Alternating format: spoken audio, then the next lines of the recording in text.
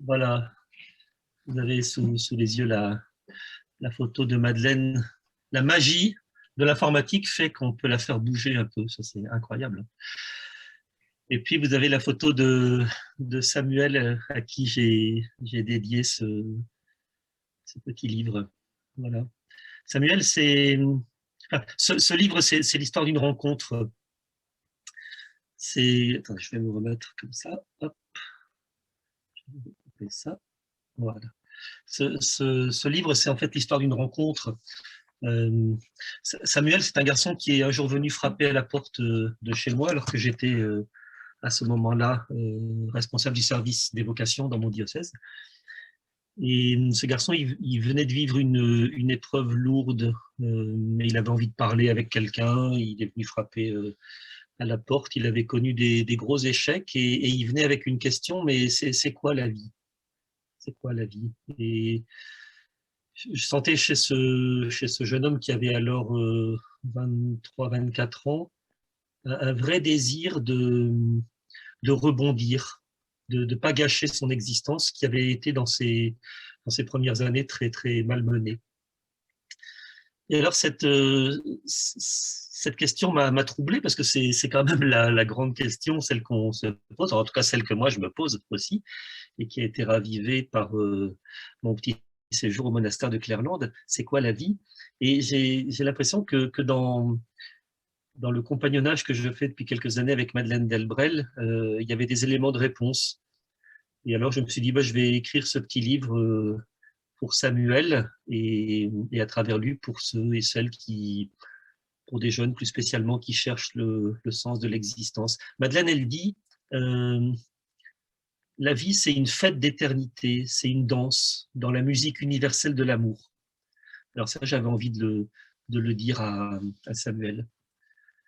Madeleine, moi, je ne l'ai pas connue, évidemment, je suis trop jeune pour l'avoir rencontrée. J'avais 7 ans quand elle est décédée, mais euh, il y a une trentaine d'années, j'ai fait une retraite au Carmel de la Paix en Bourgogne, au Carmel de Mazille. Et puis, je suis arrivé là sans livre, sans munitions, comme on en prend souvent quand on commence une retraite. Au cas où on serait trop dérangé, c'est toujours bon d'avoir des munitions pour se rattraper et ne pas se laisser trop déranger. Mais là, il se trouvait que j'avais rien du tout avec moi. Et dans la chambre où je logeais, il y avait La joie de croire, ce livre de Madeleine qui est paru dans les années 70, enfin quelques années après sa mort. Et vraiment, quand j'ai lu ce livre-là, j'ai été voilà, très touché parce que j'ai vraiment entendu dans l'expérience spirituelle de cette femme, dans l'expérience humaine de cette femme aussi, ce que moi-même j'avais envie de vivre. Elle mettait des mots sur mon désir. Et alors voilà, c'était il y a 30 ans. Depuis, on ne s'est plus quitté. On, on, on fait route ensemble. Je lis et je relis les textes de Madeleine. Je les porte, je les berce, je les croise. Et puis j'essaie aussi de les croiser, et c'est surtout ça qui m'intéresse, j'essaie de les croiser avec la vie des gens que je rencontre. Et voilà, c'est tout ça pour que peut-être naisse un peu de vie. Alors ce livre-là, Toute cette foule dans notre cœur, je l'ai écrit vraiment comme c'est un peu comme un tissage. C'est pas une biographie de plus. Il y en a d'excellentes qui ont été écrites par Gilles François, par Bernard Pitault. Enfin voilà, il y a des grands spécialistes de Madeleine. Moi, j'ai pas fait une biographie de plus, mais j'ai simplement essayé de tisser des morceaux de Madeleine, en prenant aussi même quelquefois des petites libertés dans la chronologie de sa vie. Euh, voilà, et j'ai croisé ça, j'ai fait ce tissage avec des morceaux de vie, des tranches de vie que j'entends, et notamment avec la vie de Samuel, voilà, qui a habité avec moi pendant un peu plus de 2 ans.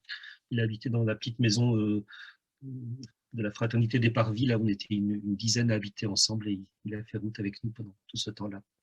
Et alors, ce livre, je l'ai conçu autour de quatre postures, 4 mots qui me semblent vraiment qualifier la vie de Madeleine.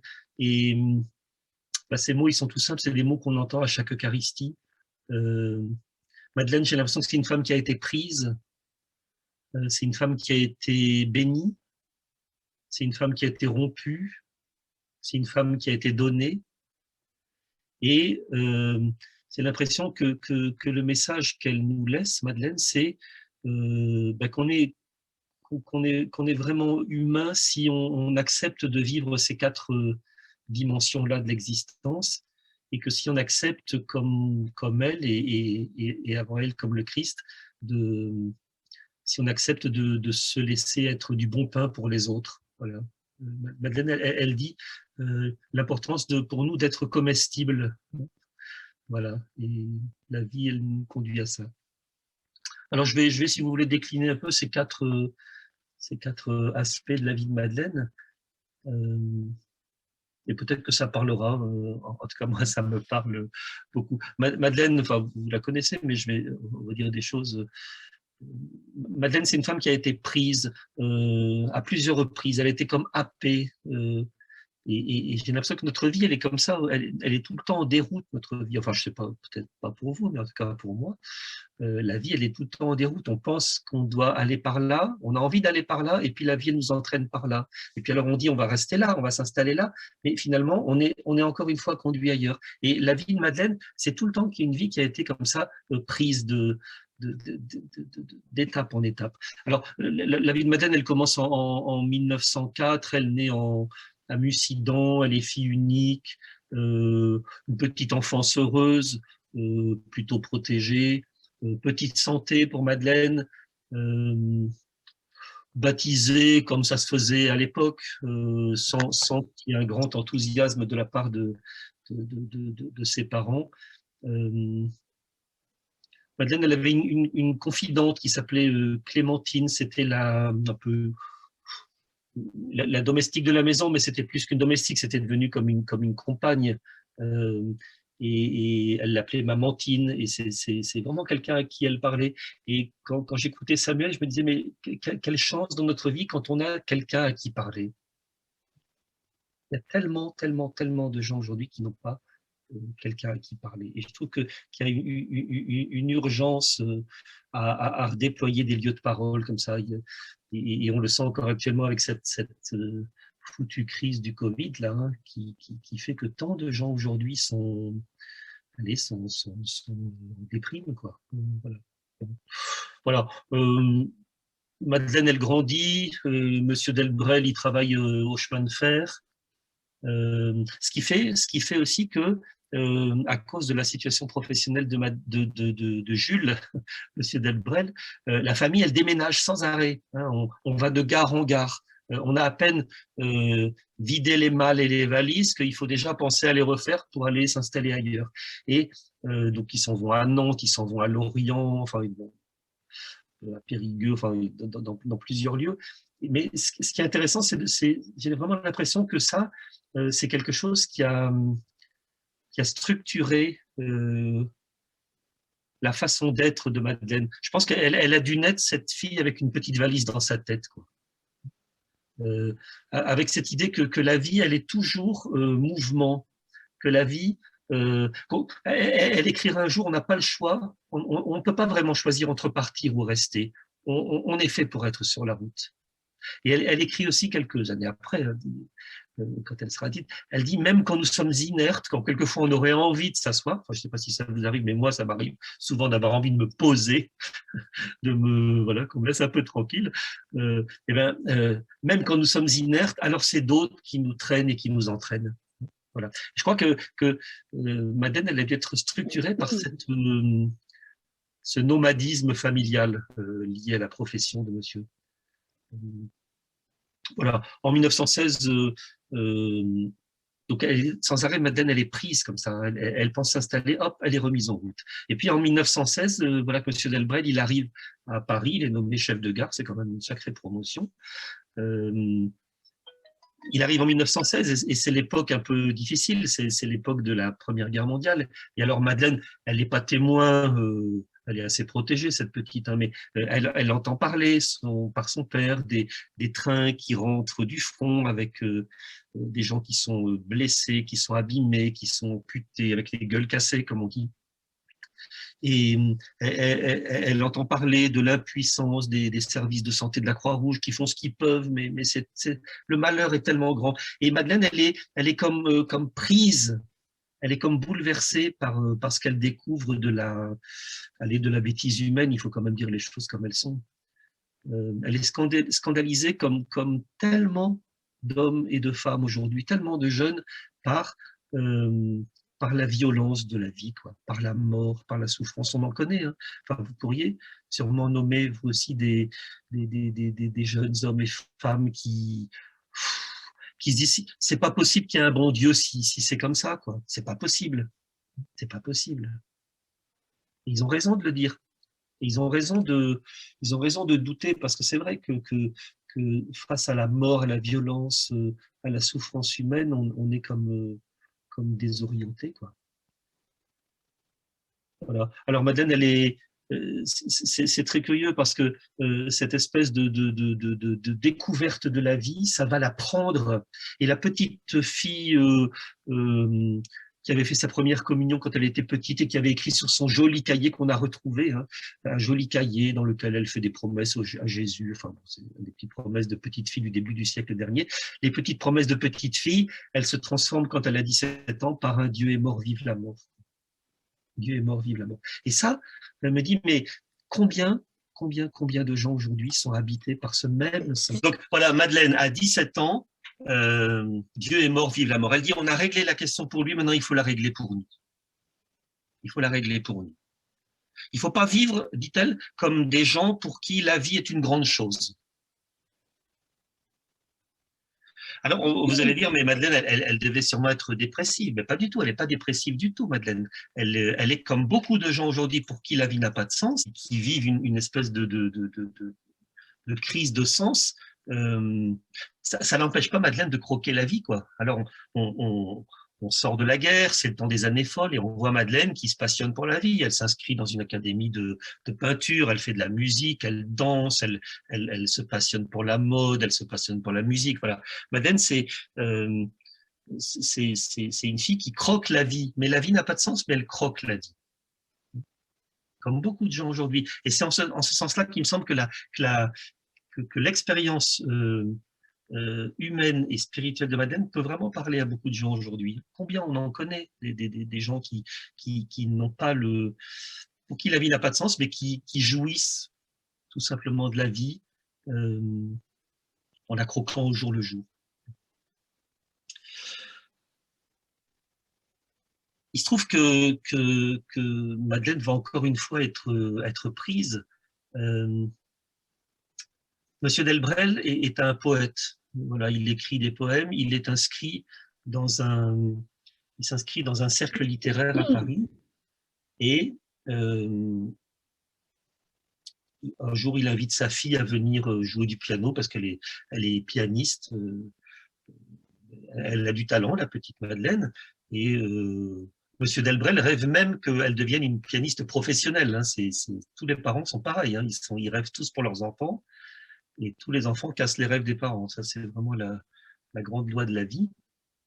Toujours est-il que Madeleine, un jour, elle va à ce cercle littéraire et puis elle rencontre un garçon qui s'appelle Jean.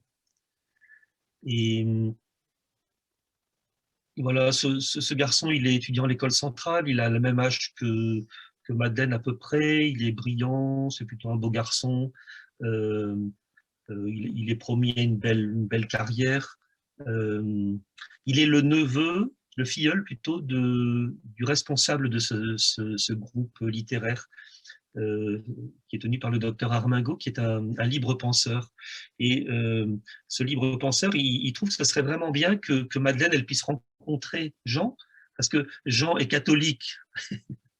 Et ça lui convient pas beaucoup.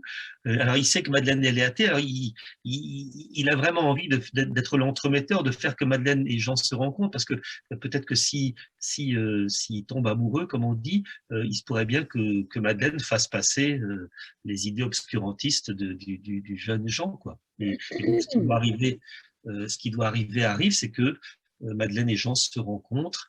Et puis, voilà, ils tombent amoureux, comme on dit. Voilà, et puis, ils commencent à parler un peu de fiançailles. Et voilà que c'est très curieux, parce qu'encore une fois, Madeleine, elle est prise. Quand elle avait 17 ans, elle écrivait Dieu est mort, vive la mort. Elle écrivait, c'est pas la peine de se marier, puisqu'on va mourir. C'est pas la peine de faire des enfants, puisqu'ils vont mourir. Et puis voilà qu'elle elle était partie sur ce chemin-là, et voilà qu'elle est comme prise par le vertige de l'amour, comme dit Alain Bachung. Voilà. Bon, et donc voilà, encore une fois, Madeleine, elle est saisie, prise. Mais il y aura encore un autre moment, c'est que Jean est partagé entre l'amour de Madeleine et puis un projet qui lui tient à cœur, qui est d'entrer chez les dominicains. Alors, un jour, il en parle à Madeleine. Je pense que Madeleine, elle ne doit pas forcément bien entendre. Il paraît que l'amour, ça rend aveugle, mais quelquefois, ça rend sourd aussi. Euh, et un jour, Jean décide de quitter Madeleine, d'en rester là et d'entrer chez les dominicains. Et pour Madeleine, c'est encore une fois euh, un moment où elle est prise, elle est saisie. Et pour elle, ça va être une désolation. Il faut vraiment imaginer cette jeune fille qui, à 17 ans, déclarait que l'amour n'est pas possible. Elle rencontre un garçon, elle est amoureuse, et puis ce garçon lui file entre les doigts, si on peut parler comme ça. Et donc Madeleine, elle est désorientée, prise encore une fois, euh, déroutée, encore une fois. Et pour elle, c'est vraiment à ce moment-là une espèce de moment de grand de dépression. Alors c'est peut-être pas un mot qu'on disait à l'époque, n'empêche que c'est quelque chose comme ça. Et alors elle va se décider, Madeleine, à vouloir comprendre. Il faut qu'elle comprenne un peu ce qui lui arrive. Alors, elle va rencontrer tous les amis de Jean, et puis elle va les interroger en disant mais qu'est-ce qui se passe? Comment se fait-il qu'un beau garçon comme lui soit entré chez les dominicains? Un autre, on comprendrait, mais pas lui quand même. Bon, et alors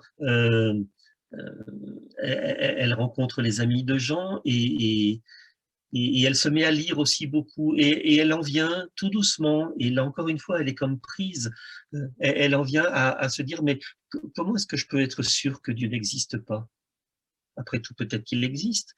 Et elle va passer du peut-être qu'il existe à je crois qu'il existe.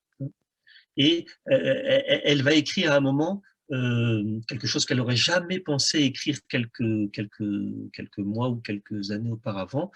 En lisant et en réfléchissant, j'ai trouvé Dieu. Elle a 20 ans. Et en même temps, elle se dit, c'est pas suffisant. Alors un jour, elle rentre dans une église et puis elle se met à genoux, parce que ça se fait quand on prie, elle se met à genoux. Et puis là, il y a une espèce de bouleversement. C'est le 29 mars 1924. Elle se met à genoux. Le temps ne compte plus. C'est une expérience de rencontre, un bouleversement, un éblouissement. Elle dira presque 40 ans plus tard, j'ai été ce jour-là, j'ai été et je demeure ébloui par Dieu. Et elle dit en priant, en lisant et en réfléchissant, j'ai trouvé Dieu, mais en priant, j'ai cru qu'il me trouvait et qu'il est la vérité vivante et qu'on peut l'aimer comme on aime une personne. Elle a 20 ans.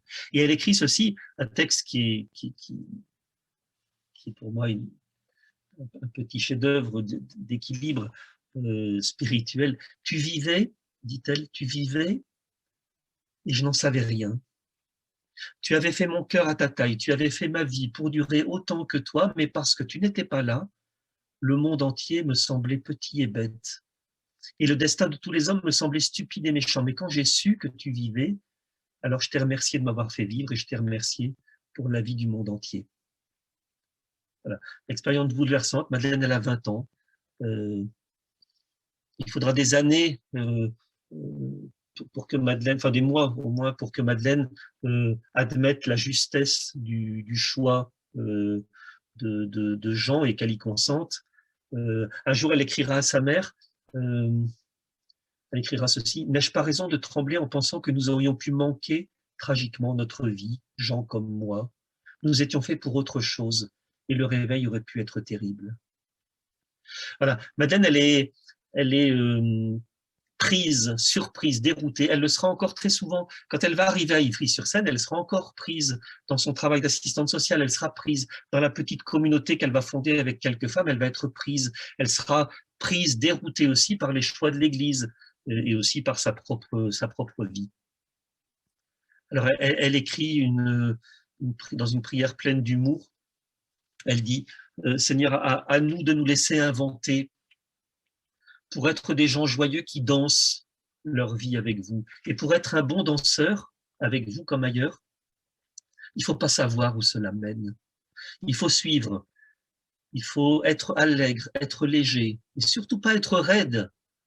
Il ne faut pas vous demander, Seigneur, des explications sur les pas qu'il vous plaît de faire. Il faut être comme le prolongement agile et vivant de vous et recevoir par vous la transmission du rythme de l'orchestre. Il ne faut pas vouloir à tout prix avancer, mais accepter de tourner, d'aller de côté. Il faut savoir s'arrêter et glisser au lieu de marcher. Et tout cela ne serait que des pas imbéciles si la musique n'en faisait une harmonie. Magnifique ce texte. On trouve ce texte-là dans le tome 3 des œuvres complètes de Madeleine, qui s'appelle Humour dans l'amour. C'est paru chez Nouvelle Cité, je pense dans les années 2005 et quelque chose comme ça. Voilà, Madeleine prise, ça c'est la première, et on pourrait encore continuer à aligner des moments de sa vie où elle a été surprise. Et ça interroge notre vie. Et alors, je repense à mon ami Samuel, là, qui tout au long de son existence et dans sa petite enfance, mais quand il était avec nous, il a été aussi surpris. Et voilà, un jour, il a été surpris par le grand vent du désespoir et Samuel s'est suicidé il y a quelques années. Pris. Béni. Madeleine, c'est une femme c'est un mot qui convient bien à Madeleine aussi. Elle a été bénie dans son enfance, dans une petite enfance heureuse, à Mussidan, avec des parents qui l'aimaient. Elle a été bénie dans ses rencontres avec des maîtres qui lui ont appris très tôt, dit-elle, l'intelligence avec un grand I. Elle a été bénie par Jean, son amoureux, là, qu'elle a aimé profondément. Elle a été bénie de Dieu au moment de sa conversion.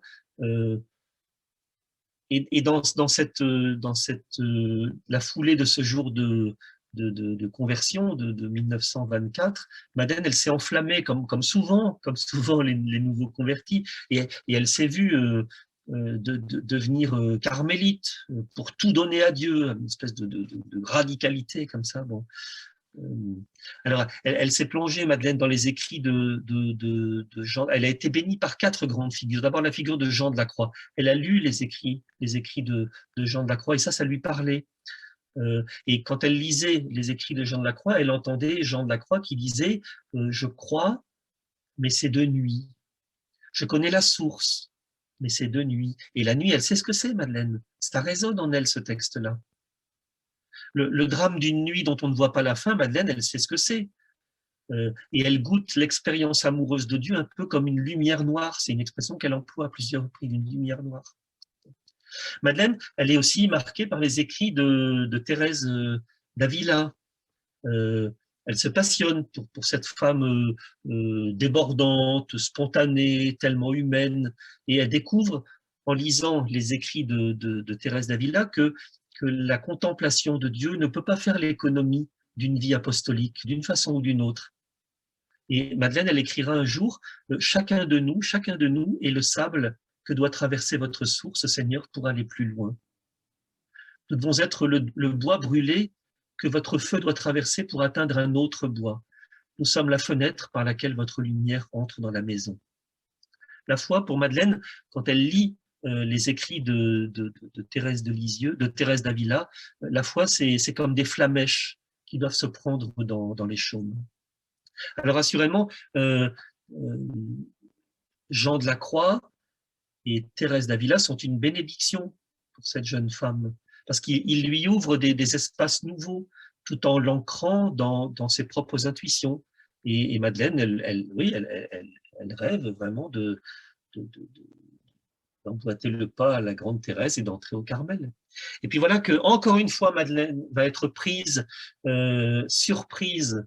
Voilà que son père tombe malade.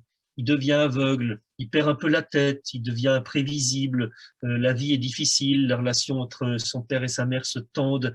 Et Madeleine, elle en est troublée au point de remettre en cause son propre projet. Et elle sait que si elle entre au Carmel, alors elle ne pourra plus voir son père. Et ça, c'est très beau parce que, encore une fois, Madeleine va se laisser rejoindre par la réalité du quotidien.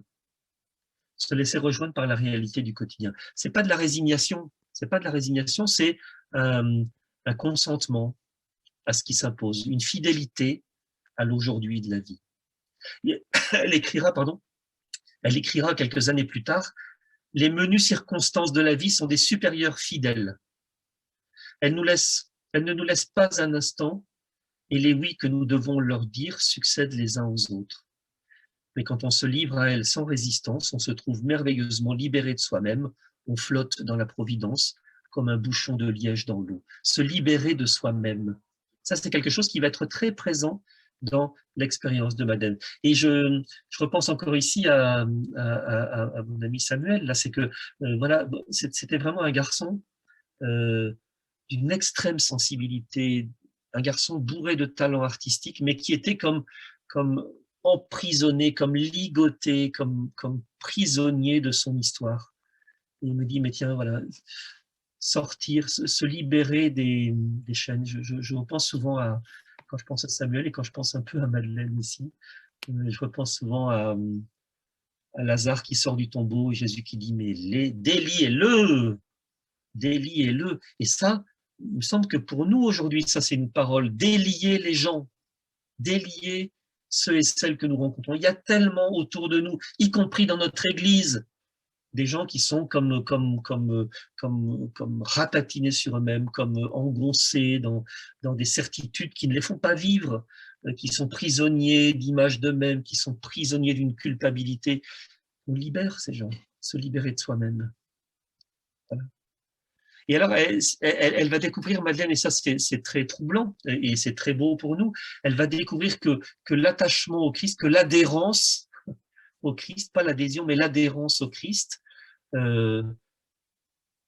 ça rend infiniment libre. Il y a des liens qui rendent libre.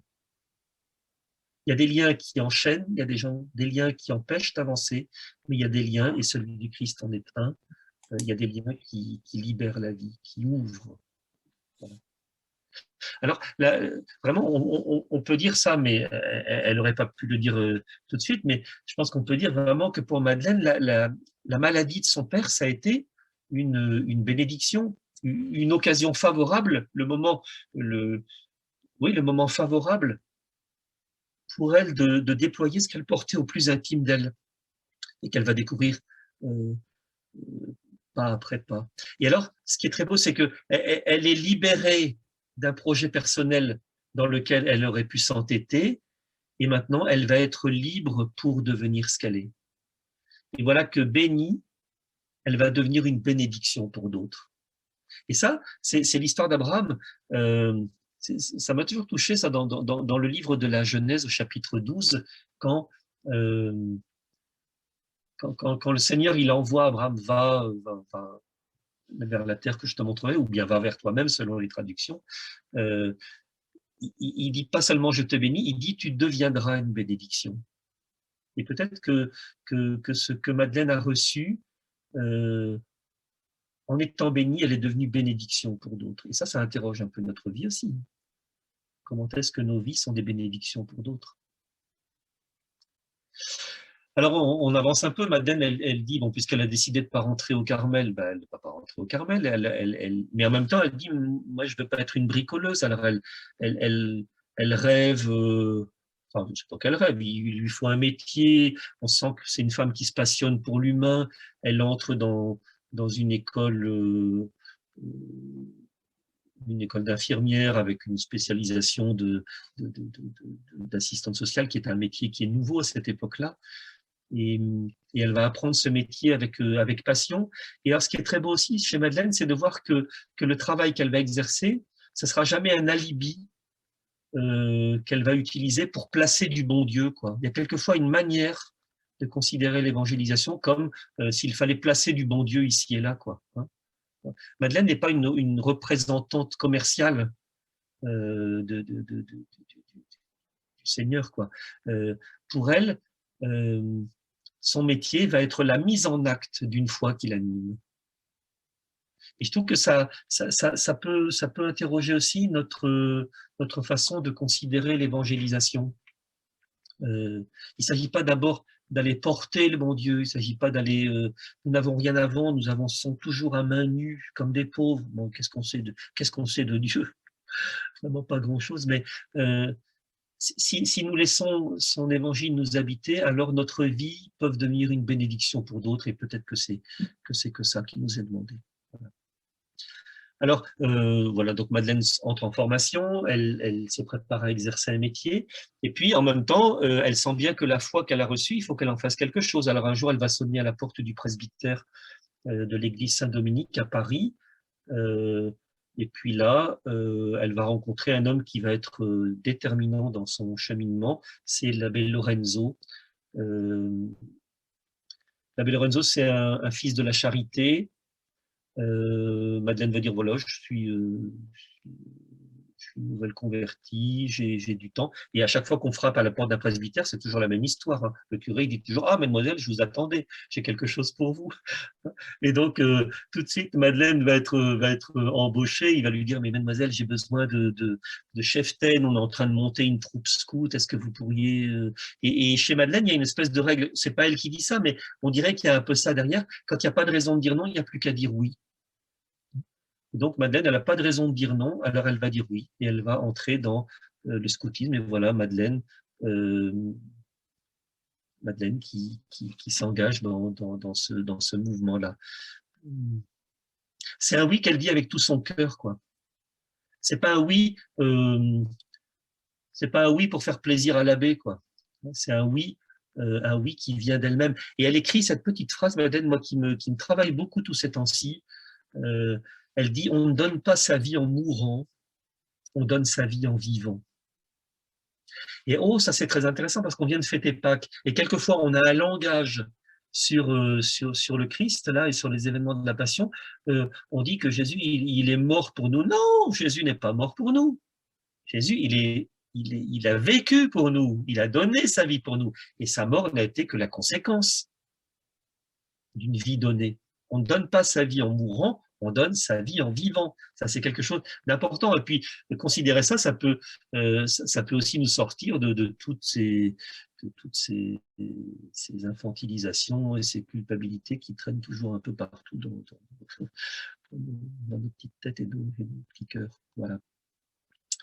Alors, donc elle va accepter de devenir cheftaine. Et l'abbé Lorenzo, c'est un homme assez génial parce qu'il a cette belle intuition. Alors, on est dans les années 30, quoi, quelque chose comme ça, hein, 25-30.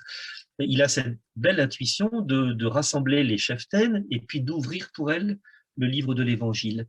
Et pour Madeleine, il y a quelque chose de bouleversant qui va se passer. Elle va découvrir, quand elle a 25 ans, que ce Dieu qui l'a ébloui quand elle avait 20 ans, ce Dieu, il a un visage, c'est celui de Jésus. À 25 ans, Madeleine, elle découvre que l'Évangile, c'est le livre de la vie du Seigneur et qu'il est fait non pas pour être lu, mais pour être reçu en nous. Voilà. Et elle dira de l'abbé Lorenzo une parole vraiment qui est magnifique. Elle dira cet homme, il m'a enraciné dans la terre d'un évangile simple. Oh là là. Il m'a enraciné dans la terre d'un évangile simple. Qu'est-ce que j'aimerais qu'on puisse un jour dire ça? Bon, enraciné dans la terre d'un évangile simple. Et pour elle, vraiment, à partir de ce moment-là, l'évangile va vraiment devenir le socle de sa vie. Elle va fonder sa vie sur une parole, sur un visage, celui de Jésus. Et alors, elle dit, Madeleine, mais l'évangile, quelquefois, c'est un peu compliqué, mais c'est une fidélité candide, je la cite, c'est une fidélité candide à ce que nous comprenons qui nous conduira à comprendre ce qui reste mystérieux. Et je pense c'est très beau et c'est très intéressant d'entendre ça parce que on entend des gens qui quelquefois nous disent oh, ben c'est compliqué, la foi chrétienne c'est compliqué, l'évangile c'est compliqué, je comprends pas tout, mais qu'importe. Sur un peu, on peut construire pour une vie, quoi. Quelques phrases de l'Évangile qui sont lumineuses pour nous peuvent permettre d'avancer pendant toute une vie. Et chemin faisant, alors, il se peut que d'autres choses s'éclairent. Voilà.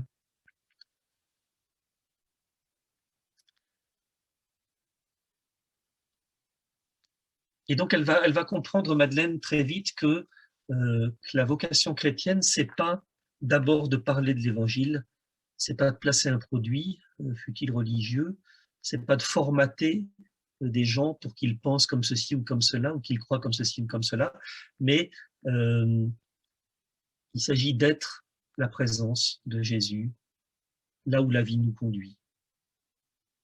Il y a quelque chose, on en reparlera un petit peu tout à l'heure, mais il y a quelque chose d'infiniment eucharistique. Il y a quelque chose d'une présence réelle du Christ que nous sommes appelés à vivre. Première par rapport à l'Eucharistie. Alors voilà, Madeleine, elle est bénie par la rencontre de Jean de la Croix, par la découverte de Thérèse d'Avila, elle est bénie par les cheftaines qu'elle rencontre, elle est bénie par l'abbé Lorenzo, elle est bénie par la vie qu'elle reçoit. Et puis, il y a encore deux autres figures de bénédiction pour elle, c'est la belle figure de Charles de Foucauld. On parle beaucoup de Charles de Foucauld à cette époque-là parce que Charles, il est mort en 1917, on commence à sortir ses écrits, et quand Madeleine, elle lit les écrits de Charles de Foucauld, elle entend cet homme qui dit « Moi, je voudrais être comme un tendre frère ». Et quand Madeleine, elle entend ça, mais ça résonne au fond d'elle. Il y a quelque chose d'un bouleversement, d'une bénédiction de sa vie. Moi aussi, je veux être une tendre sœur. Elle entend Charles de Foucauld qui dit moi, je voudrais prendre la dernière place, comme le Christ. Et Madeleine, quand elle entend ça, c'est comme une lumière en elle. Elle va être bénie par le chemin de Charles de Foucauld. Et puis, elle va découvrir aussi une autre figure qui va profondément lui parler. C'est la figure de la petite Thérèse, je ne sais pas pourquoi on dit la petite d'ailleurs, mais Thérèse de Lisieux, cette femme qui est morte à 24 ou 25 ans, elle est morte à l'âge de Madeleine à cette époque-là. Et quand elle lit les manuscrits autobiographiques de Thérèse de Lisieux, Madeleine entend cette petite carmélite recluse dans son petit Carmel au milieu de Lisieux. Elle entend cette femme qui dit, moi, dans l'église, je veux être dans le cœur de l'église, je serai l'amour. Je veux être une grande missionnaire. Et quand Madeleine, elle entend ça, elle se dit, mais moi aussi, je veux être une grande missionnaire. Moi aussi, je veux être l'amour. Et c'est très beau de voir comment des figures peuvent quelquefois nous construire. Et je repense encore une fois à mon ami Samuel, là, qui n'a pas eu beaucoup de chance de rencontrer des gens qui l'ont éclairé, quoi. Il a vécu en solitaire. Il me dit, mais quelle tristesse pour des gens de ne pas avoir été conduits à eux-mêmes par d'autres. Ça vaut toujours le coup de nous interroger, nous, sur nos propres sources. Qu'est-ce qui fait qu'aujourd'hui, je suis ce que je suis, grâce à qui? Eh ben, Madeleine, elle l'a été par ces quatre grandes figures. Alors, quand elle lit, je reviens à Thérèse de Lisieux, quand elle lit Thérèse de Lisieux, elle découvre que cette petite femme qui est enfermée dans son Carmel, elle vit à la taille du monde. Et ça, je crois que ça va nourrir en Madeleine l'idée que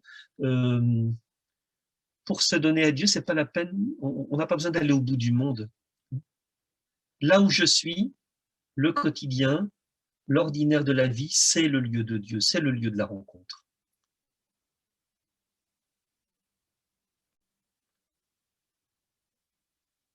Elle écrira il n'est pas nécessaire que ce large soit contenu entre les murs d'un monastère. Il peut tenir ce large dans une clôture de pierre sèche posée à même le sable. il peut tenir dans une caravane africaine, il peut tenir dans une de nos maisons, dans un atelier, dans un escalier qu'on monte, dans un autobus qu'on prend. Le large, très important ça, le large, on le trouve en acceptant l'étroite et l'incessante clôture de l'amour du proche prochain. Magnifique. Alors, on sent que c'est dans la lecture de, de Thérèse de Lisieux et puis de Charles de Foucault que cette spiritualité du quotidien va naître chez Madeleine. Et ça va culminer avec ce texte que vous connaissez, mais moi je ne me lasse pas de le réécouter, de le redire. Il y a des gens que Dieu prend aimer à part, mais il y en a d'autres qui le laissent dans la masse.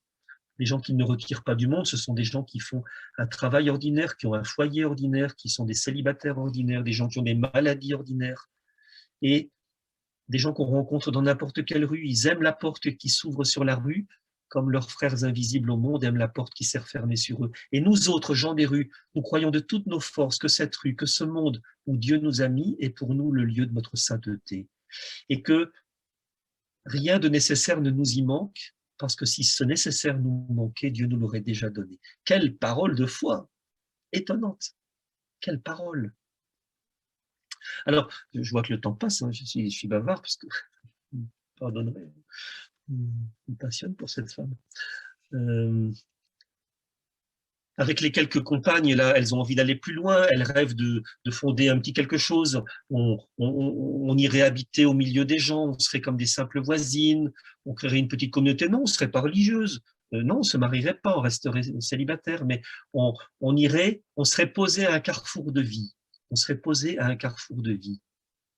Alors, elles en parlent à l'abbé Lorenzo. L'abbé Lorenzo ne comprend pas très bien leur affaire. Il dit, écoutez, il faut aller voir Monseigneur. Elles vont voir Monseigneur l'évêque. L'évêque dit, vous êtes inclassable, je ne comprends pas bien ce que vous voulez, mais je vous fais confiance. Et voilà qu'il leur propose de vivre une expérience. Et voilà.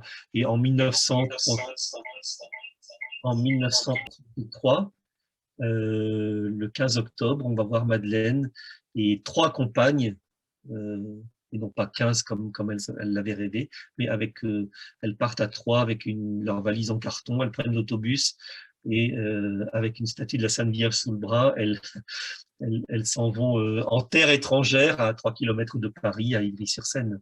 Bon. Donc Madeleine prise, Madeleine bénie, bénie, bénie, bénie, comme nous, mais Madeleine aussi rompue. Et dès qu'elle arrive à Ivry, il y a quelque chose qui va se passer, c'est que elle était vraiment venue avec l'envie de vivre l'évangile au milieu des pauvres et des incroyants. Elle va s'installer d'abord sur le plateau d'Ivry, près de l'église Saint-Jean-Baptiste, et puis elle va découvrir qu'en fait, il n'y a pas une ville à Ivry, il y a 2 villes. Il y a la ville catholique avec son curé, son clocher, son école catholique, son dispensaire catholique, ses boulangers catholiques, ses bouchers catholiques. Bon. Et puis elle va découvrir qu'en face de cette ville catholique, il y a une autre ville, c'est la ville communiste avec la mairie, avec le maire, avec la cellule du parti, avec l'école laïque, avec les bouchers communistes et les boulangers.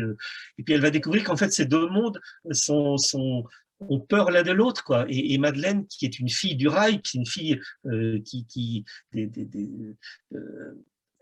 elle rêve d'aiguillage pour qu'on puisse passer d'un lieu à l'autre. Et au bout de quelques mois, 18 mois, passée à la paroisse Saint-Jean-Baptiste, elle va décider avec ses compagnes et avec l'accord de monsieur le curé, elle va décider de louer une maison juste à côté de la mairie d'Ivry. Si un jour vous avez l'occasion de passer par Ivry, allez-y, la maison vient d'être restaurée et c'est redevenu un lieu de mémoire de Madeleine. Ça vaut le coup d'y aller pour découvrir un peu. Et donc c'est au milieu d'un quartier, un quartier populaire. Voilà, elle supporte pas, Madeleine, que les gens aient peur l'un de l'autre. Elle supporte pas les clivages. Sentiment que la peur d'aller à la rencontre de l'autre, c'est quelque chose qui est profondément pas juste, quoi. Sentiment d'un gâchis, sentiment d'une infidélité. Elle dit, la paroisse, un petit troupeau heureux de sa foi, indéchiffrable à tout ce qui n'est pas lui. Et elle vit vraiment comme une souffrance de voir l'Église accroupie comme un oiseau, réchauffant ses fidèles sous ses ailes. Madeleine, c'est une femme du grand vent, quoi. Alors elle va décider de partir, elles vont habiter cette maison rue Raspail, ça va devenir une espèce de tiers-lieu d'église, comme on dit aujourd'hui, où les gens passeront, il y aura de la vie. Euh, voilà. Madeleine rompue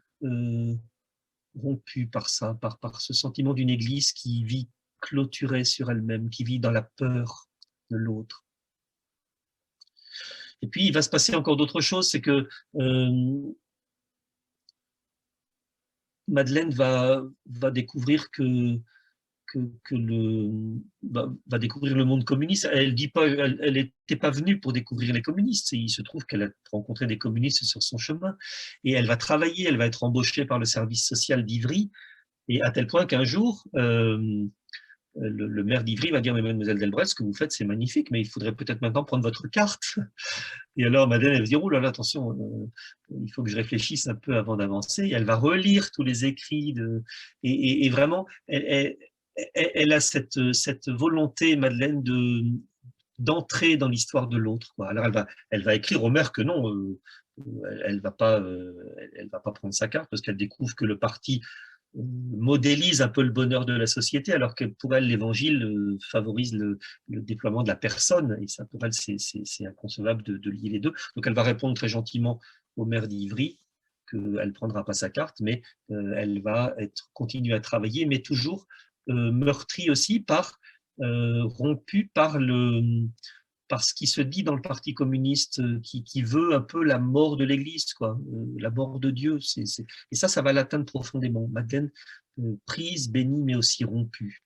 Il y a aussi quelque chose qui va être comme comme une croix pour Madeleine, c'est tout ce qui a tourné autour de l'expérience des prêtres ouvriers. Quant à Rome, dans les années 50, on va commencer à s'inquiéter de ces prêtres qui ne sont pas dans des presbytères, mais qui travaillent à l'usine, dans les champs, dans les fermes. On s'inquiète de ça, on se dit, mais est-ce que c'est vraiment la vocation d'un prêtre? Bon. Et puis finalement, Madeleine va être très touchée par ça, parce qu'elle sent bien qu'il y a une nécessité d'aller sur le terrain de l'autre, et que l'aventure des prêtres ouvriers, c'est une chance pour le déploiement de l'évangile, pour que le Christ soit reconnu. Et alors, quand Madeleine, elle va être meurtrie quand, en 52 ou 53, à Rome, on va décider que voilà, l'expérience des prêtres ouvriers s'arrête là. Elle va voir des prêtres qui vont quitter le ministère, et Madeleine va être vraiment meurtrie par ça, vraiment meurtrie. Et alors, ce qui est très touchant chez elle, et ça peut être quelque chose d'intéressant à entendre pour nous aujourd'hui, Madeleine va être très atteinte par cette décision romaine, et en même temps, elle va choisir de rester dans l'Église. Et moi, je pense, puis vous en connaissez plein aussi, moi, je suis très, très touché aujourd'hui par le nombre de gens qui quittent l'Église. Certains en claquant la porte, bon, mais beaucoup, beaucoup quittent l'Église sur la pointe des pieds, quoi, en fermant doucement la porte, parce qu'ils ne trouvent plus la nourriture dont ils ont besoin. Et, parce qu'ils sont heurtés par les scandales de tout genre que vous connaissez aussi bien que moi. Et je me dis, mais Madeleine, elle nous apprend qu'on peut contester dans l'Église. Et ça, je trouve que c'est quelque chose de très intéressant. Et quelque chose de très prophétique. Une Église, et notre Église aujourd'hui, c'est quand même pas le top, encore, comme on dit. Il y a quand même beaucoup de choses qui peuvent être remises en réflexion, on sent qu'il y a des choses qu'il faut faire avancer, bon, mais ce que Madeleine nous apprend, c'est qu'il y a une parole possible à dire dans l'Église, quoi. Elle invite à tenir, rompue, mais elle tient. Voilà. Madeleine, elle va encore être rompue par ce qui se passe dans sa petite communauté, parce que bon, elles sont avec une quinzaine de femmes là, elles n'ont jamais été très très nombreuses, elles ont plusieurs petites communautés, et puis à un moment, bon, évidemment c'est Madeleine qui a été un peu la fédératrice de toute cette affaire-là, et puis à un moment il y a une dissension dans la communauté, et puis les autres, enfin quelques autres veulent qu'on devienne un institut séculier, et Madeleine elle sent que c'est pas ça qu'il faut, au fond d'elle il y a quelque chose qui dit mais non c'est pas ça qu'il faut qu'on vive, et alors elle va être aussi, elle va vivre ça vraiment comme une croix, la contestation dans sa communauté, mais elle va accepter cette contestation. Et ça, c'est très beau aussi. elle va pas claquer la porte, elle va écouter ses compagnes et elle va consentir même à se démettre de son projet si vraiment c'est la volonté des autres. Il y a quelque chose d'une expérience de la croix chez Madeleine. Il y aurait vraiment des choses. Enfin, il y a Bernard Pitault qui a écrit de très belles choses là-dessus, sur l'expérience de la croix chez Madeleine Delbrey. Donc Madeleine qui a été prise, qui a été bénie, qui a été rompue, et puis euh, Madeleine qui est donnée aussi. Et ça, c'est peut-être le plus important. Elle sait bien que c'est l'esprit qui la conduit. Elle dit, c'est l'esprit qui me conduit, le cœur battant dans les escaliers houleux, dans le métro, dans les rues noires. C'est l'Esprit Saint, tout le Saint-Esprit dans notre pauvre cœur, l'amour grand comme Dieu qui bat en nous, comme une mère qui veut à toute force sortir, s'étendre, pénétrer dans tous ces êtres imperméables, dans tous ces êtres sans issue. Toute cette foule dans notre cœur. Voilà. Madeleine, elle est habitée par un peuple. Elle est habitée par un peuple. Et elle sent bien que sa vie, sa joie, son bonheur et sa souffrance aussi, et sa bénédiction, c'est de porter le Seigneur partout, dans toutes les rues, dans tous les métros, avec la conviction, dit-elle, qu'il y aura bien ici ou là une âme ayant gardé sa fragilité humaine en face de la grâce de Dieu. Une âme qui aura oublié de se cuirasser d'or ou de ciment. Voilà. Elle va dire, Madeleine, qu'elle se sent être la proie de l'amour. Elle veut être le prolongement de l'amour. Et prise, bénie, rompue et donnée pour devenir comestible. Pour devenir comestible. C'est une expression qu'elle utilise, qu'elle écrit.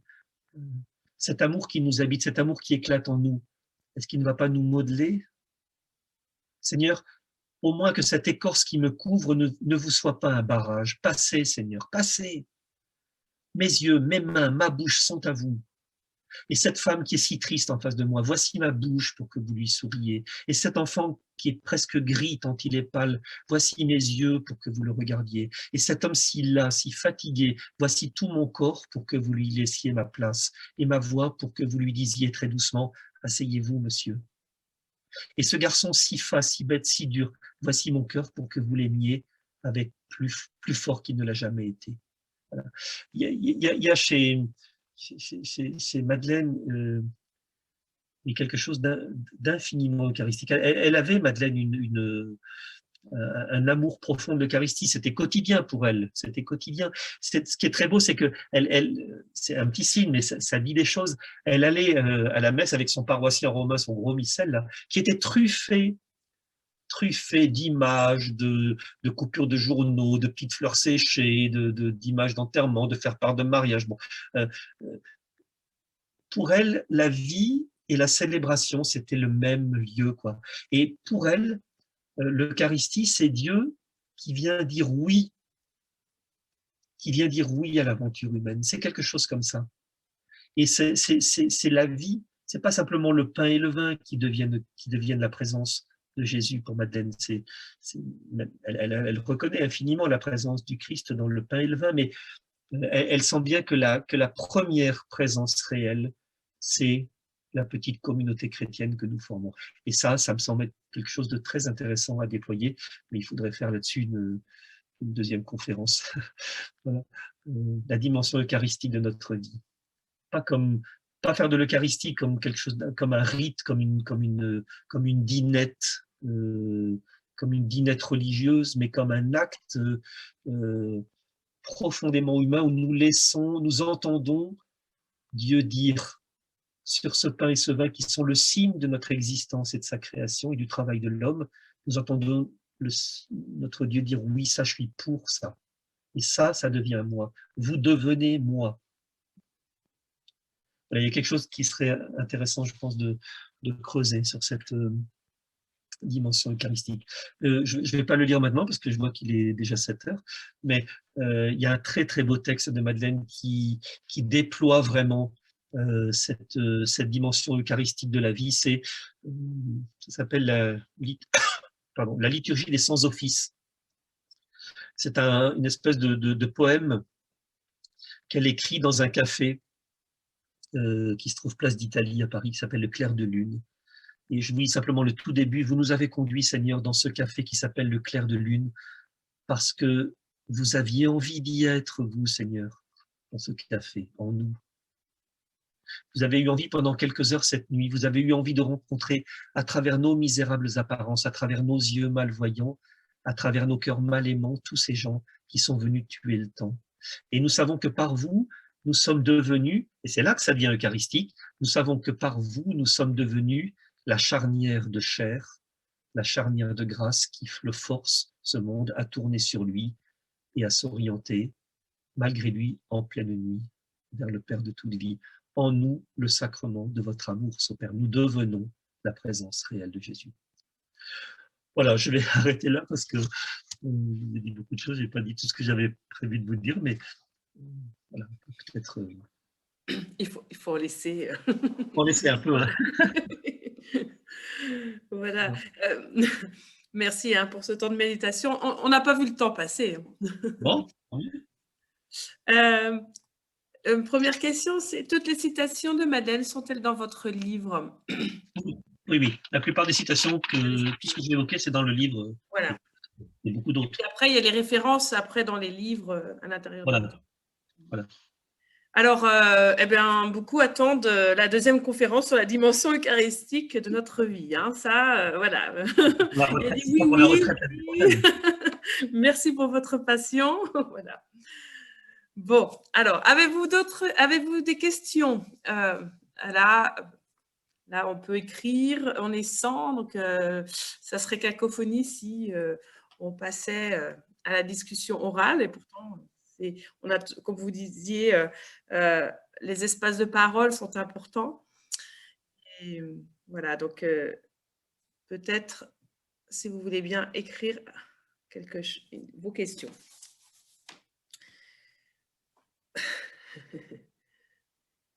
On a des merci. Voilà. Alors là, il y a un partage écran qui doit être une erreur.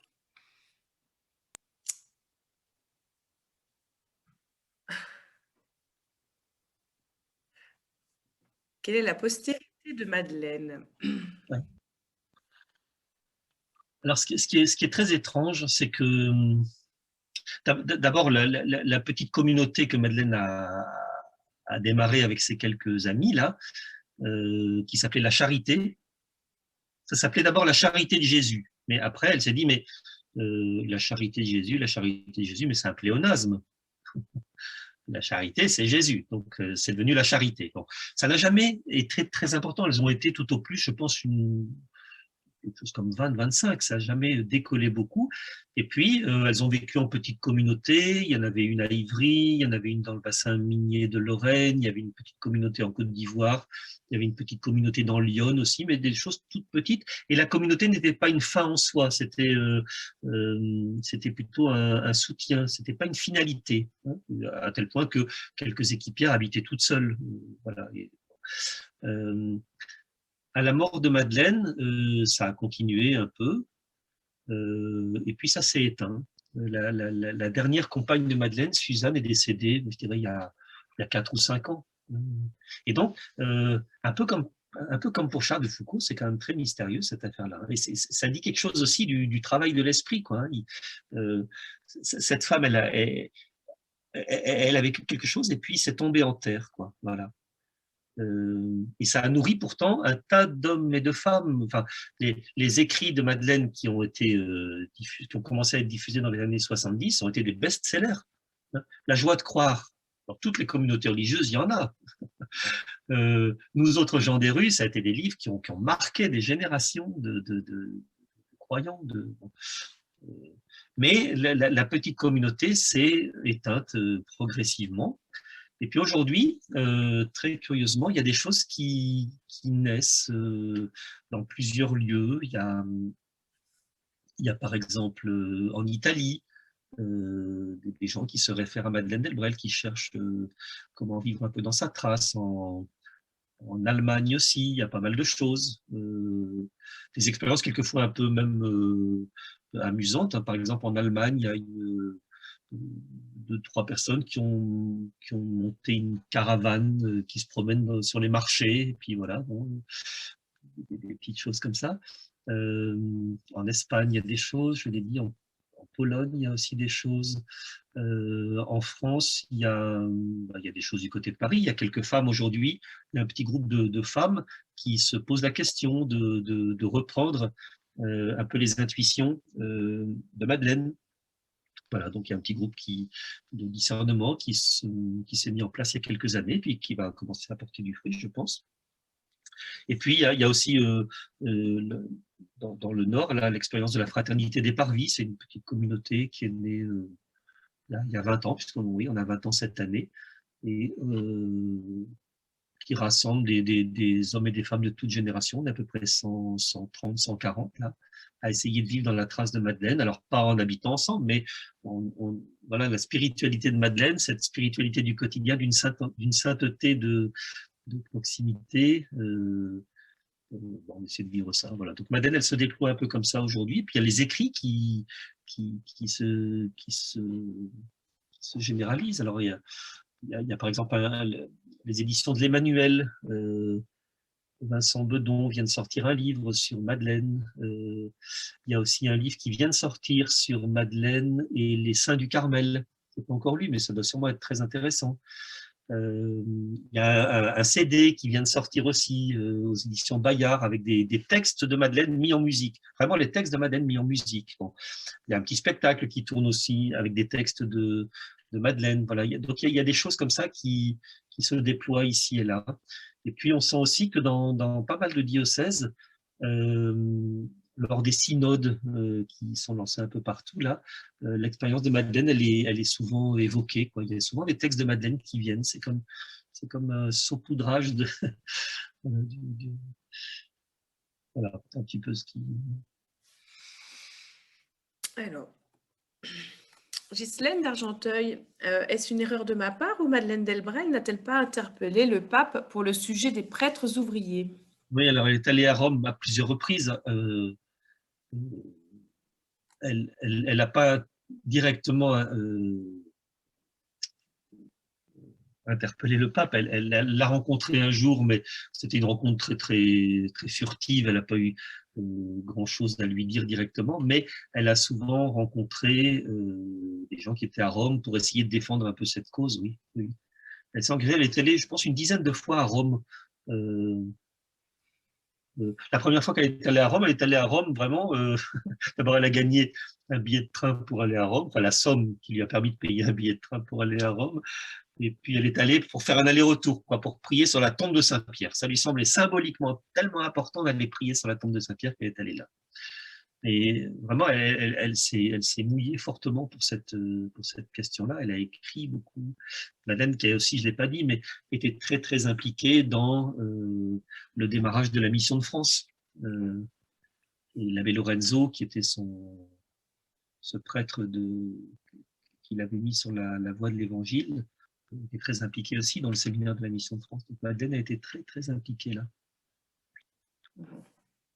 Oui, justement, il y avait cette question. On pouvait dire en quelques mots des liens entre Madeleine et la mission de France, les prêtres ouvriers. Voilà. Je crois que Madeleine, elle a vraiment perçu très tôt qu'il y avait une intuition forte. La grande idée de Madeleine, c'est d'aller sur le terrain de l'autre. Elle a des paroles très fortes qu'on retrouve dans un petit livre qui s'appelle Missionnaire sans bateau. Quelle collection ça a été édité, mais Missionnaire sans bateau, mais c'est un texte qu'on retrouve aussi dans les œuvres complètes. Elle dit il y a toujours un lieu que nous devons franchir. Nous devons sortir de notre propre lieu pour aller sur la terre de l'autre. Et il y a quelque chose de très intéressant parce que dans toute la question des prêtres ouvriers, elle y croyait beaucoup. La mission de France, elle a été très impliquée au départ, après elle a pris un peu de distance, elle a été moins impliquée par après. Mais il y a toujours chez elle une spiritualité de la sortie. Alors c'est très mystérieux parce que notre pape François, là, quel bonhomme, hein, quelle chance on a d'avoir ce bonhomme. Hein. Oh là là, pourvu qu'il tienne. Hein. Pourvu qu'il tienne. Faut qu'on le soutienne, ce bonhomme. Bon, c'est marrant parce que lui, il ne connaît pas. Madeleine Delbrel, c'est franco-français, quoi. Hein, c'est une spiritualité franco-française. Bon, François, il vient d'Amérique latine, mais très mystérieusement, très curieusement, il y a des textes de Madeleine qui sont vraiment de la même trempe que ceux de François, quoi. Quand François parle d'église en sortie, d'aller à la périphérie, c'est exactement ce que dit Madeleine, quoi. Et alors, pour la petite histoire, avec la petite communauté d'Éparville, hein, on avait un jour fait un jeu, on avait mélangé des paroles de Madeleine Delbrel et puis des paroles du pape François, et le grand jeu, c'était qui qu'a dit quoi, hein, qui qu'a dit quoi, alors il fallait deviner. Et à un certain moment, on savait pas, il y en a qui disaient ah, mais ça c'est le pape François qui a dit ça, mais non, c'est Madeleine. Alors on a dit que c'était Madeleine Bergoglio et puis François Delbrel qui avaient travaillé ensemble. J'interviens parce que Patrice, Oui, Patrice. parce que j'arrive pas à me servir Ouais. des messages écrits. Forme de réponse à la question liée avec la mission de France. Rapidement, je peux témoigner que la mission de France continue à avoir 3 inspirateurs dont vous avez cité les noms. Hein, c'est Charles de Foucault, c'est Thérèse Martin et c'est Madeleine. Mais Madeleine, c'est la référence. Elle continue à l'être, notamment chez les femmes. Il y a beaucoup de femmes laïques impliquées dans la communauté Mission de France. Mais je voudrais quand même signaler qu'à Ivry vient d'ouvrir cette année le local de la rue Raspail rénové est tenu par un couple d'engagés dans la communauté Mission de France. Et que ça a été l'occasion pour le nonce, qui est venu à l'inauguration, de rappeler que le dossier de béatification avançait à grands pas à Rome. Et ça a été aussi l'occasion pour le maire communiste d'Ivry qu'à dire qu'il serait très heureux de cofinancer la cérémonie qui présidera à la béatification. Il y a un héritage de ce côté-là aussi. Hein. Et à Ivry, Madeleine Delbrel, j'ai aussi beaucoup, je suis à la retraite maintenant en Bretagne depuis 10 ans, j'ai beaucoup fréquenté Ivry pour des raisons professionnelles. Et Madeleine Delbrel y est encore, marque encore les esprits, y compris chez les jeunes. Hein. Ça reste une référence. Alors, pour les jeunes, il y a une demande pour la pastorale des jeunes. Quel était le nom du spectacle? Alors, c'est un spectacle qui a été monté par, allez, son nom m'échappe, mais Patrice, si vous allez pouvoir le dire, c'est quelqu'un de la Mission de France. Oui, non, mais je ne retrouve pas. Je vois qui c'est, mais je ne retrouve pas. Il était une fois Madeleine Delbrel. Je pourrais. Je vois que Gisèle Renard, qui fait partie de l'association des Amis de Madeleine, est là aussi. Peut-être, Gisèle, tu pourras nous dire ça si tu es en ligne. C'est Bruno Durand. Bruno Durand, merci Gisèle. Voilà, Bruno Durand. Hein, voilà. Et c'est un très beau spectacle qui dure 1 heure. C'est très beau, très beau. Alors c'est intéressant, c'est les textes de Madeleine dit avec une voix d'homme. C'est intéressant aussi ça. C'est bien d'entendre les textes avec une voix de femme, mais c'est bien aussi. D'accord. Alors, il y a une question à propos de la lumière noire. Pouvez-vous nous en dire plus et ne voyez-vous pas qu'il y a une ressemblance avec Marie-Noël? Oui. Il y a sûrement un cousinage entre Marie-Noël et Madeleine Delbrel. À plusieurs reprises, elle évoque cette lumière noire qui est comme une foi devinée, une foi soupçonnée, qui n'est pas une foi éclatante, qui n'est pas une foi jaillissante, exubérante, c'est quelque chose de pressenti. Quand Madeleine elle parle de lumière noire, moi tout de suite je pense au chapitre 21 de l'évangile de Jean. Quand on dit dans l'évangile que Jésus était là sur le rivage, mais il ne savait pas que c'était lui. Et ben, je crois que chez Madeleine, il y a quelque chose de ça. Il y a un moment, elle pressent, elle sait. qu'il est là, mais elle ne peut pas encore le pleinement. Alors c'est lumineux, mais c'est une lumière noire. C'est comme ça que je comprends en tout cas cette expression qui est mystérieuse. Oui. Il était là sur le rivage, mais il ne savait pas que c'était lui. Ça répond peut-être pas bien à la question, mais je ne sais pas comment le dire autrement. Si, ça répond à la question.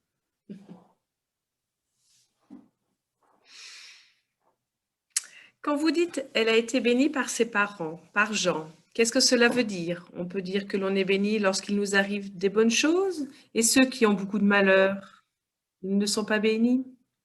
Voilà, pour répondre. C'est Béatrice. Ouais. Elle a été bénie, ben oui, elle a été bénie par la vie. C'est une fille qui a eu la chance d'être aimée. Voilà, c'est une fille qui a eu la chance d'être amoureuse. C'est une fille qui a eu la chance de croiser la route de Charles, de Foucault, de Thérèse, de Jean, de la Croix, de l'abbé Lorenzo, et tout ça, c'est des bénédictions, oui. Et c'est vrai que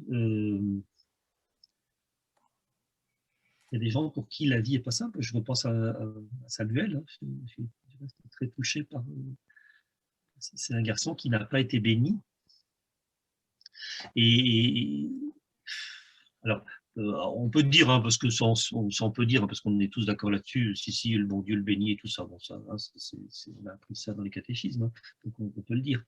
Mais n'empêche qu'il y a des gens, et ça c'est dramatique, des gens qui n'ont pas entendu à un moment la parole qui fait vivre, quoi. Samuel, il n'a pas entendu cette parole-là. Il n'a pas entendu la parole sans laquelle on ne peut pas vivre. Et ça, c'est dramatique. Et ça, je trouve que c'est notre responsabilité de veiller à ça. Je pense que notre fidélité au Christ, elle nous conduit à devenir des hommes et des femmes de bénédiction. Pour tout être humain, quel qu'il soit. Je suis malheureux quand on dit, par exemple, qu'on ne peut pas bénir certaines situations. Oui. Alors, j'ai fait mes études d'assistante sociale oui. En 1953 dans la même école où a été Madeleine. Oui. Donc, j'ai travaillé dans cette école où j'ai découvert Madeleine, et toute ma carrière d'assistante sociale, j'ai été 10 ans en milieu rural et 20 ans auprès du tribunal pour enfants de Nanterre.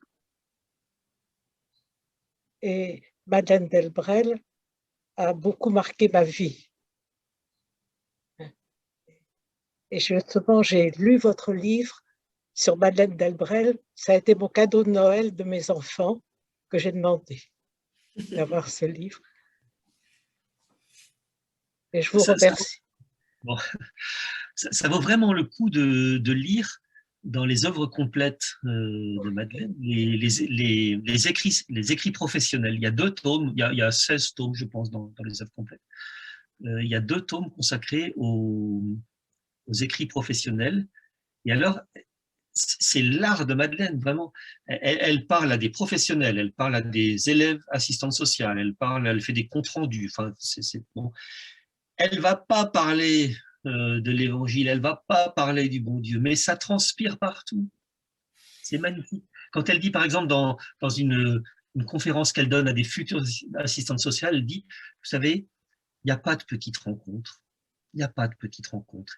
Et si un jour, vous avez l'impression que c'est une petite rencontre, bah c'est parce que votre cœur s'est rétréci.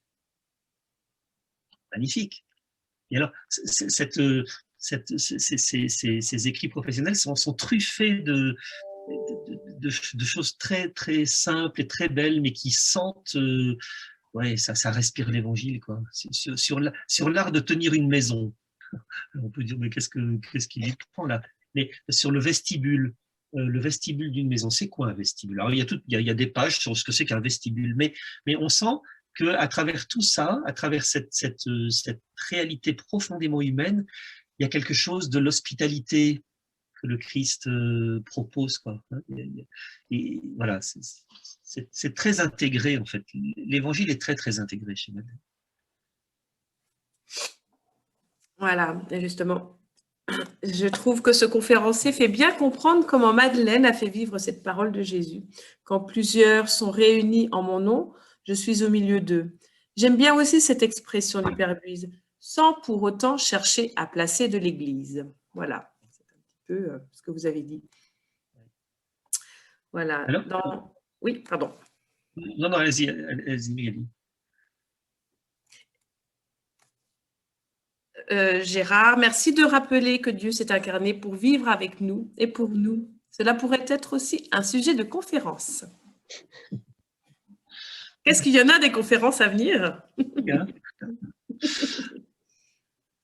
Voilà. Il y a quelque chose de très intéressant aussi, c'est quand il y a un moment, Madeleine, donc, quand elle arrive à Ivry-sur-Seine, elle habite d'abord dans un presbytère, quoi, près de l'église Saint-Jean-Baptiste. Et puis ensuite, elle décide d'aller habiter rue Raspail, une maison dans une rangée. Voilà, c'est quelque chose de très inséré dans la vie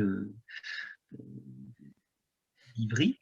Et puis, à ce moment-là, le curé, un des curés suivants, s'inquiète en disant Mademoiselle Delmoelle, comment se fait-il? On vous voit moins souvent à la paroisse.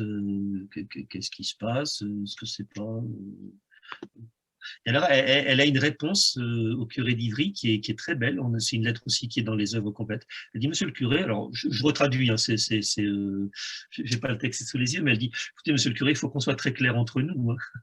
Il faut qu'on soit très clair entre nous. Sachez que nous sommes infiniment paroissiennes. Autrement dit, sachez, Monsieur le curé, que nous sommes vraiment, nous aimons cette terre sur laquelle nous sommes posés. Nous aimons ces rues, nous aimons ces commerces, nous aimons la foule qui grouille. Nous sommes paroissiennes, nous sommes de ce peuple d'Ivry, mais nous ne sommes pas très paroissiales. C'est très intéressant ça, c'est très intéressant parce qu'il y a quelquefois des choses qu'on pourrait aussi redécouvrir. Quelquefois on a l'impression que notre engagement missionnaire, il est uniquement lié aux choses que nous faisons. Or, Madeleine, elle dit tout le contraire de ça. Bon, bien sûr qu'il faut faire des choses, mais elle dit que ce n'est pas d'abord ça qui compte. Ce qui importe, c'est que nous laissions l'esprit agir en nous, quoi. Il ne s'agit pas d'être des actifs, mais d'être des agis. Elle dit ça, voilà. Et je trouve qu'il y a quelque chose à réentendre pour aujourd'hui dans cette intuition. Alors, Madeleine a-t-elle vécu des périodes de doute? Et si oui, dans quelles occasions?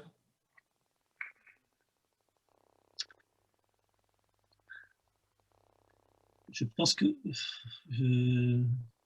j'espère ne pas dire de bêtises, je pense qu'il n'y a pas eu de période de remise en cause de sa foi. Voilà, je crois d'ailleurs, elle écrit, c'est quelques semaines avant sa mort, hein, donc elle a, en 64, elle écrit « J'ai été et je demeure ébloui par Dieu. Il m'a ravi, hein, et je me suis laissé ravir. » Voilà.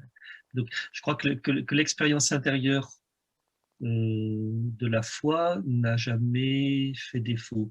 Je pense que ce qui a dû quelquefois être troublé chez elle, ben c'est la question des communautés, quoi. À la fois ben la paroisse d'Ivry qu'elle découvre comme un petit troupeau fermé, c'est l'expérience de la peur de l'autre, c'est quelquefois une charité bien pensante, charité d'en haut, quoi. Hein, voilà. Ça a dû troubler sa façon de... Ça a dû troubler à certains moments sa vie. Trouble aussi, je pense, enfin, même pas, là je suis même sûr de ça, trouble aussi quand il y a comme une tension dans la communauté, la charité, là, et Madeleine, elle chancelle un petit peu, quoi. Mais je crois que la foi en Dieu, l'expérience brûlante de Dieu et du Christ, je pense que ça n'a pas été atteint. Je n'ai jamais rien lu là-dessus.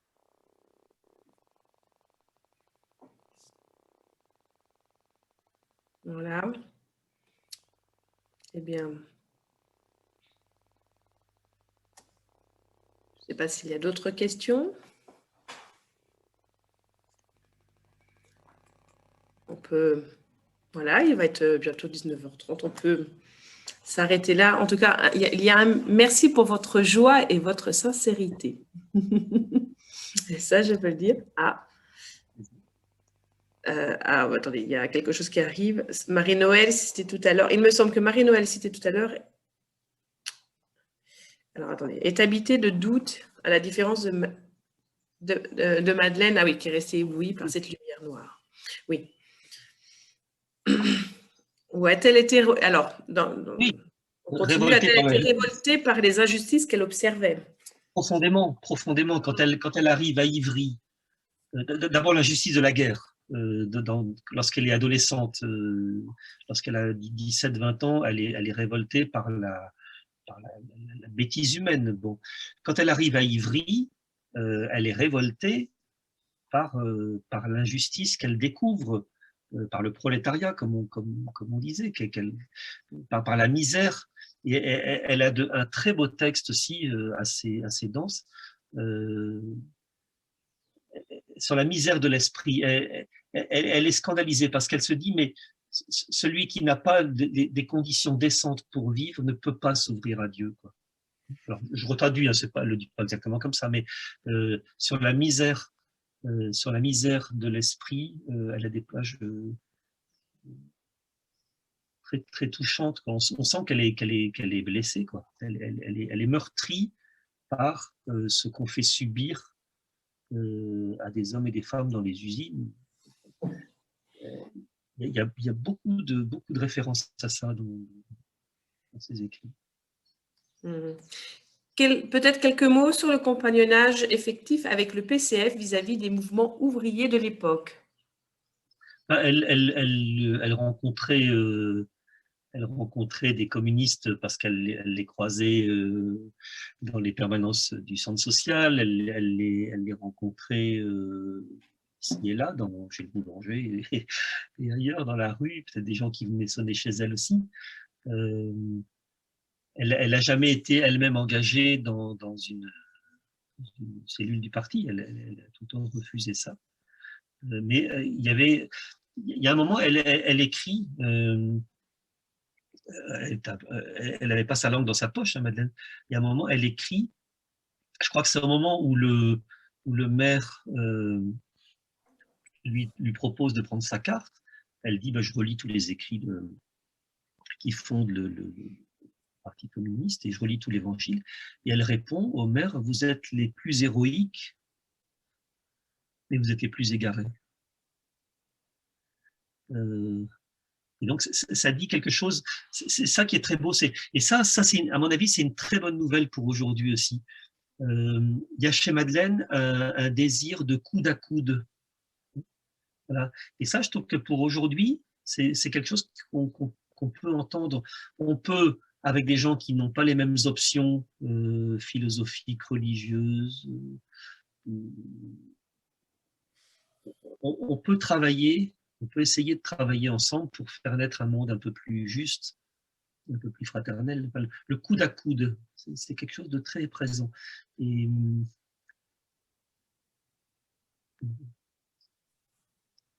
pas, je crois pas à ma connaissance, il n'y a pas eu de lien structurel avec le Parti communiste. Mais une bienveillance et une admiration pour ces gens qui... Elle disait, il y a des communistes qui sont prêts à mourir pour leurs camarades, quoi. Et ça, elle est bouleversée quand elle voit ça. Elle est bouleversée quand elle voit ça. Voilà. Merci pour ce livre, pour votre livre, et tous ces passages qui s'adressent à Samuel. Je réfléchis à l'idée de l'offrir à des jeunes confirmés de 20 ans, un cadeau pour tous les jeunes en général, cette vie de Madeleine. Voilà. Merci. Il y a un gros enjeu à essayer de faire connaître Madeleine aux plus jeunes, parce que si on ne fait pas attention, Madeleine va rester dans le cercle des gens qui avait 20 ans dans les années 70, quoi. Et donc, vraiment, il faut qu'on fasse attention à ça. Et il y a une nécessité aujourd'hui de présenter Madeleine à des plus jeunes parce qu'elle a une parole très, très pertinente. Enfin, me semble-t-il. Une parole très pertinente. Tout à fait d'accord, voilà, dit Emmanuel. Un grand merci. En tout cas, voilà, il y a des merci qui arrivent. Merci pour ce coude à coude pour un monde plus humain et plus juste. Merci pour cette belle évocation d'une figure très contemporaine, très actuelle. Voilà, c'est voilà, on s'accorde. Voilà, même chose pour Charles de Foucault, des messages si actuels.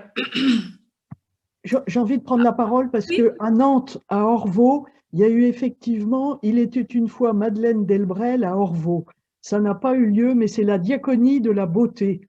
Et tous les gens de l'Ouest, rapprochez-vous de la diaconie de la beauté. Et ça a été reporté en avril 2021. Je peux vous montrer le petit truc. Voilà, c'est ça. C'est « Il était une fois Madeleine Delbrel, théâtre de la Gobinière ». Voilà. Merci beaucoup, c'était super. Et votre passion est très communicative. Merci, voilà, merci de nous inviter à devenir bénédiction. Voilà. Et merci. On vous revoit à l'abbaye. Vous allez sortir un livre bientôt. On a pris rendez-vous, j'espère que ça aura lieu. En septembre, oui, le livre sort en septembre. Un autre livre. Donc, on peut dire de réserver dans l'agenda pour le 23-24 octobre 2021. Hein, vous allez venir pour ce week-end, 2 jours pour repenser sa vie, sa foi, hein, avec des mots simples. Ça, c'est vrai que c'est votre art aussi de dire l'évangile le plus simple possible à tout le monde. Voilà, merci.